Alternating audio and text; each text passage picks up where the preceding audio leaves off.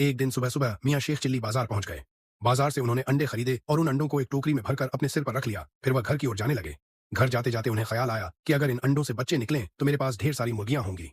वह सब मुर्गियां ढेर सारे अंडे देंगी। उन अंडों को बाजार में बेचकर मैं धनवान बन जाऊंगा। अमीर बन जाने के बाद मैं एक नौकर रखूंगा जो मेरे लिए शॉपिंग कर लाएगा। उसके बाद मैं अपने लिए एक महल जैसा आलीशान घर बनवाऊंगा।